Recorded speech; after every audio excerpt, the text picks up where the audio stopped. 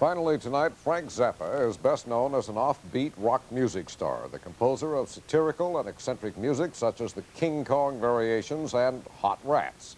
Zappa may not be in the musical mainstream, but in this political year, he's using his name and his music to push for something as American as apple pie.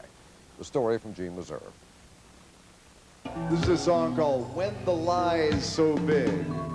It is a song about Pat Robertson's campaign for president. Politics have provided lyrics for Frank Zappa. Now Zappa is providing politics with participants. We have been doing voter registration at all the concerts on the U.S. tour. And we are doing it here.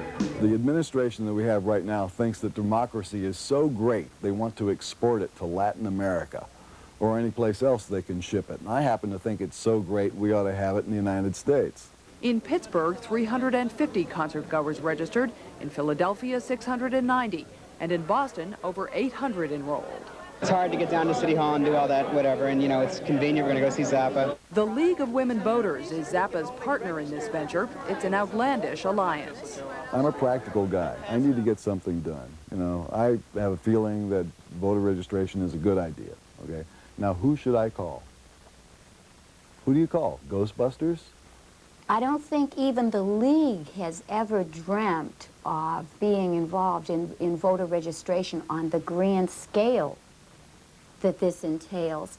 Zappa had a bitter face-off a few years ago with Tipper Gore over racy rock lyrics and First Amendment rights.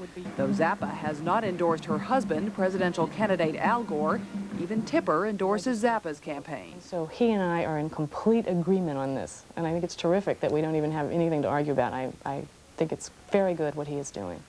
In some communities, Zappa has been stymied by complex registration procedures and uncooperative officials. But now others are picking up the cause. Last night, the British musician Sting started his registration drive. I'm directly involved in this, although I'm not an American, because everybody is. You know, the President of the United States is the President of the world.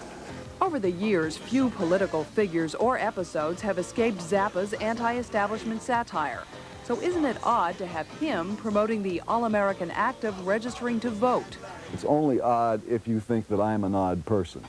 And what I would do to dissuade you from thinking that I'm odd is say, take a look at Michael Jackson. Gene Meserve, ABC News. That's our report for tonight. Britt Hume will have more news later on the Weekend Report. I'm Barry Seraphin. For all of us here at ABC News, good night. From Washington, this has been World News Saturday. Tomorrow, watch World News Sunday for a complete look